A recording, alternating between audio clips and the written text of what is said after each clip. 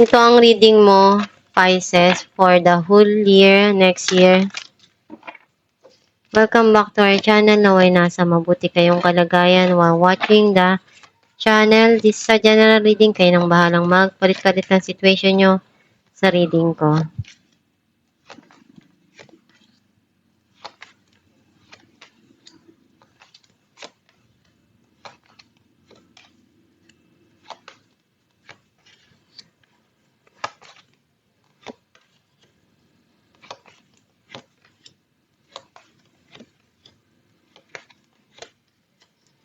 At the bottom of the deck, Six of Wands.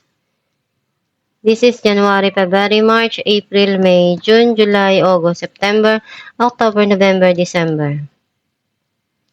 I feel like ang nasisense ko na energy mo, andun yung mga bagay na iniisip mo kung paano ka magtatagumpay dun sa mga goal mo, sa mga dreams mo, sa buhay, sa mga pangarap mo na maabot mo yung gusto mong status, gusto mong mga bagay na magpapasaya para sa'yo.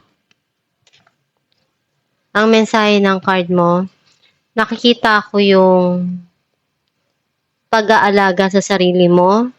Ngayon mo nakikita na kailangan na maibigay din kung ano yung needs mo, yung magpapasaya para sa'yo, yung nagpapaayos ka, and dinibigay mo yung desire ng puso mo.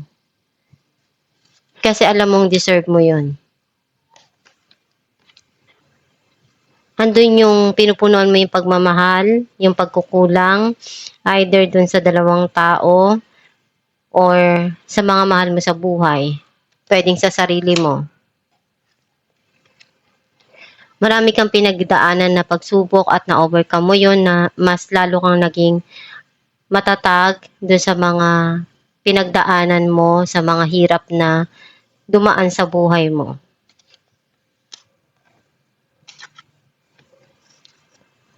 You feel sad and lonely kasi feeling mo andun ka sa point na iniwan ka, na wala man lang pasabi, wala man lang paalam. Parang feeling mo yung nag-iisa ka sa mundo. Some of you nabibitin sa panggastos. I feel like andun yung may mga bagay na darating na bago sa iyong isipan, na ideas, pwedeng communication, clarity. May taong nagbibigay sa'yo ng payo na pwedeng makatulong dun sa situation mo. Some of you, pwedeng ikaw to na may mga desisyon kang gagawin, haharapin. At handa ka naman kahit ano yung mangyari. And ikaw lang yung makapag-decide kung ano yung tanging paraan dun sa mga pinapasok mo na situation. Meron ka ditong pagdadaanan na pagsubok or pinagdadaanan. Some of you, na-overcome mo yung mga pagsubok na pinagdaanan mo sa nakaraan. And alam mo naman kung ano yung pagkukulang mo. Nakikita mo rin kung ano yung dapat mong gawin. Though may mga bagay na hindi mo man nakikita, pero ginagawa mo naman yung makakaya mo para maiayos yun.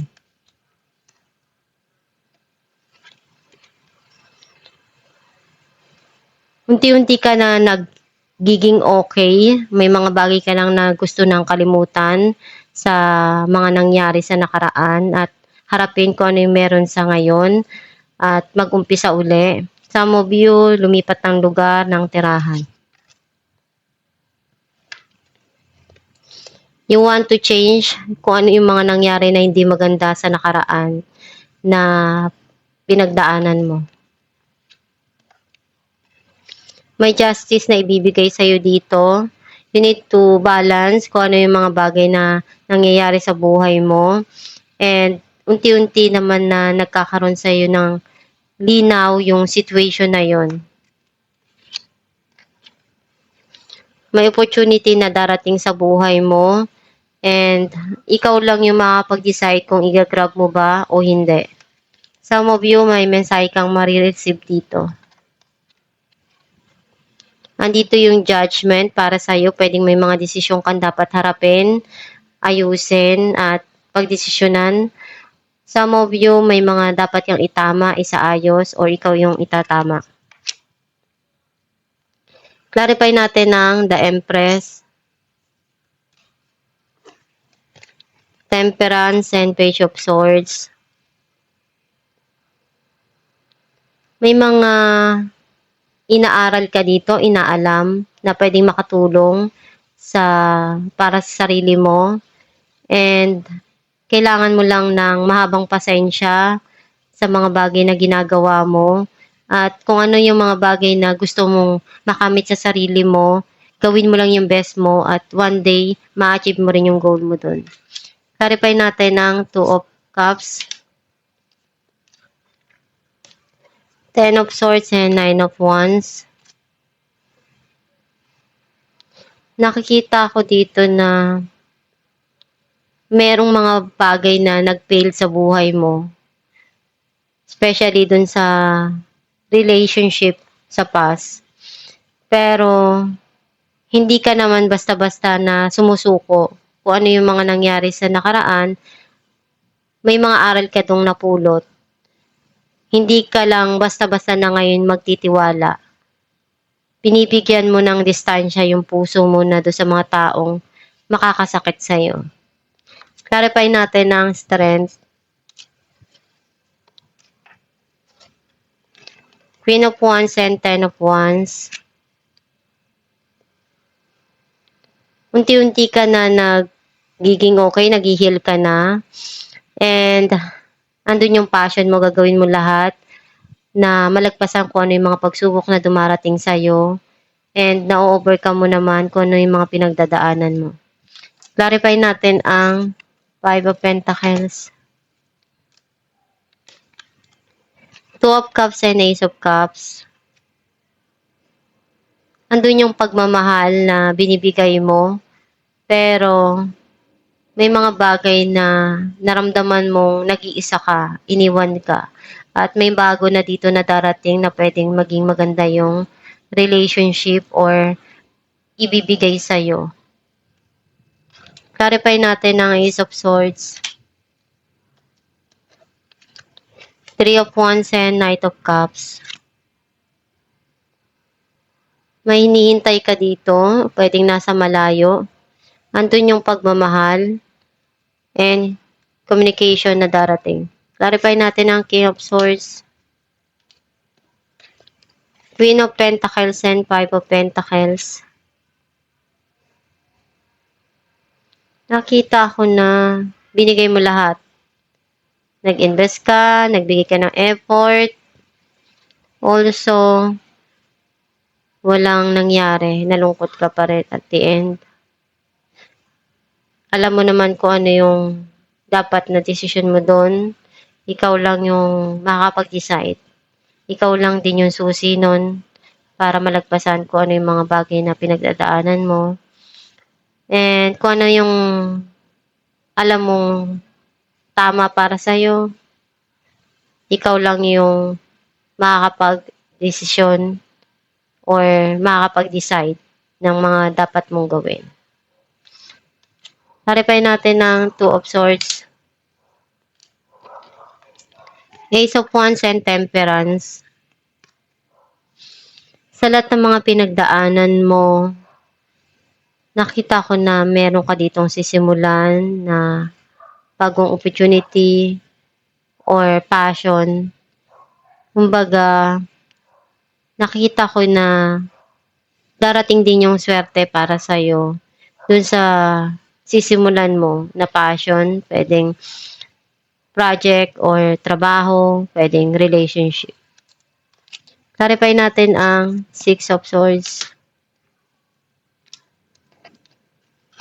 Four of Cups, and Seven of Swords. May mga bagay kang pinagsisihan sa nakaraan na nangyari at gusto mo nang alisan yun.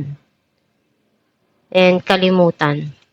Clarify natin ang Five of Swords, Knight of Wands, and Three of Cups. Mas gusto mong paglaanan ng oras ngayon, yung passion na sisimulan mo. And andun yung darating na pagkikita, pag-aayos. Some of you, may celebration dito na pupuntahan mo. Clarify natin ang Justice.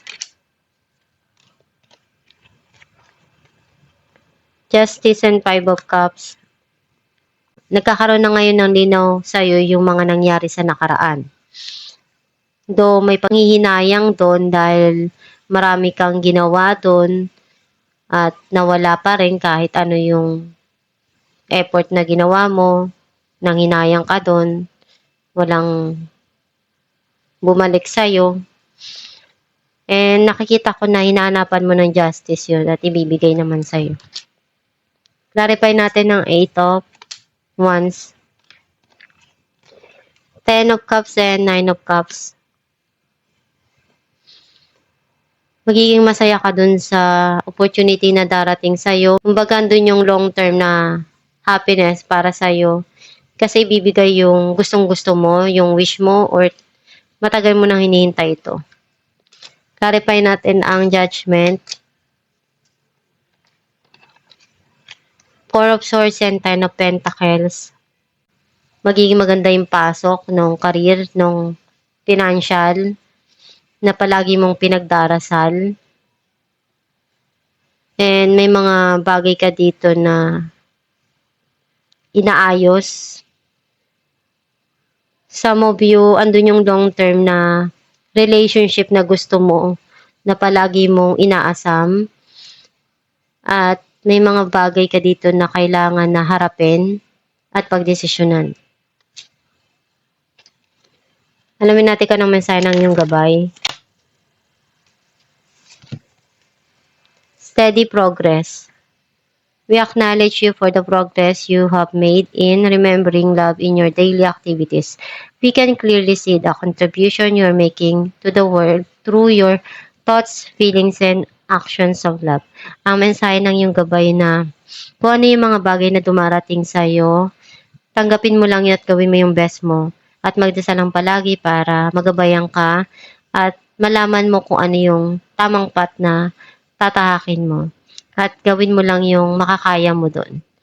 And magtiwala ka lang sa Diyos Ama at sa kakayahan mo na one day, kung ano yung mga pangarap mo, makakamit mo rin yan pag sumikapan mo lang at maniwala ka dun sa mga bagay na alam mo tama para sa'yo. Basta binigay mo yung best mo at wala ka namang nagawang masama. And i-attract mo lang yung mga positibo para yun yung outcome na dumating sa buhay mo. At itong yung reading, Pisces, kung nakaresonate ka, kindly comment down below. Thank you for watching.